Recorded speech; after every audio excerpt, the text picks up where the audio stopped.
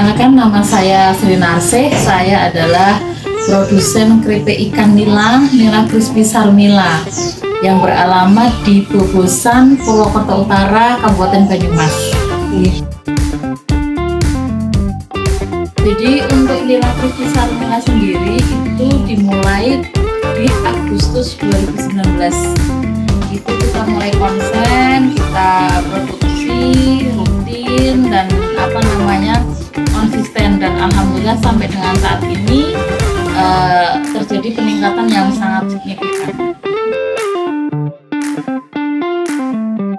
Kenapa saya memilih bisnis sebagai produsen keripik ikan nila? Yang pertama, di Kabupaten Banyumas sangat melimpah komoditas ikannya. Berbagai macam komoditas itu ada. Yang pertama ada ikan nila, ada grameh, ada lele, ada patin, ada pelem, ya, ada nila juga. Nah, di situ saya melihat belum termanfaatkan secara maksimal, apalagi untuk ukuran-ukuran kecil. Biasanya kan yang dikonsumsi adalah ukuran besar konsumsi, ya.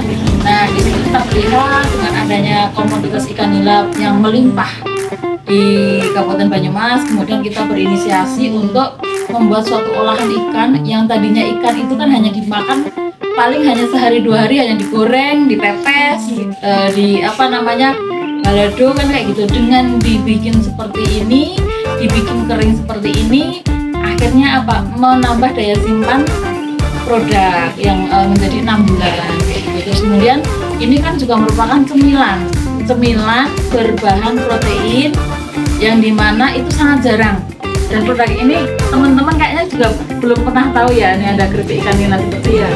Nah, ini adalah suatu inovasi diversifikasi olahan ikan di mana yang masih sangat jarang. Akhirnya untuk pasarnya masih sangat terbuka lebar.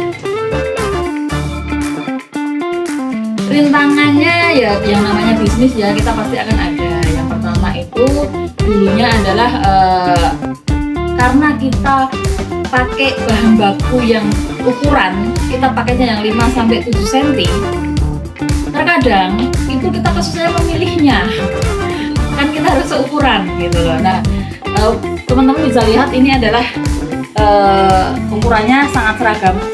Nah, itu kadang para bakul atau pedagang di pasar itu malas untuk memilih, maunya bral gitu, jual bral, sedangkan kita mempertahankan kualitas. Jadi kita mau tidak mau harus mencari supplier yang bisa menyediakan ukuran kita. Terus kemudian yang pertama permasalahannya. Yang kedua, terkadang pada saat-saat tertentu itu kita agak berebut dengan pembudidaya, karena contoh habis lebaran itu kan ikan banyak diangkat, kemudian mereka tebar lagi. Nah, di situ kita kadang agak berebut juga antara yang ditebar dengan yang dibikin produk seperti itu.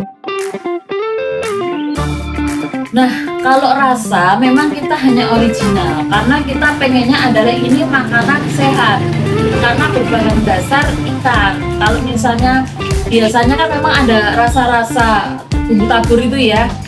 Nah, ini memang kita pengennya tujuannya adalah makanan sehat, cemilan sehat, tidak dikasih rasa-rasa karena ini juga untuk membantu program pemerintah dalam pencegahan stunting. Jadi sebagai sumber protein bagi anak-anak dan ibu hamil. Biasanya itu kita juga dipeseni dari pemerintah atau instansi, baik itu dari Kementerian Kelautan Perikanan maupun dari kabupaten, itu untuk acara kemarikan seperti itu. Jadi hanya original saat ini. Nah, kita ada 4 kemasan, di mana ada kemasan toples, kemasan pouch full print, kemudian kemasan pouch bening dan full print juga. Ini adalah 4 varian kemasan dengan gramasi dan harga berbeda. Yang paling rendah itu adalah kemasan ini tuh adalah 18.000, 60 gram. Sampai dengan ini adalah 38.150 gram netto.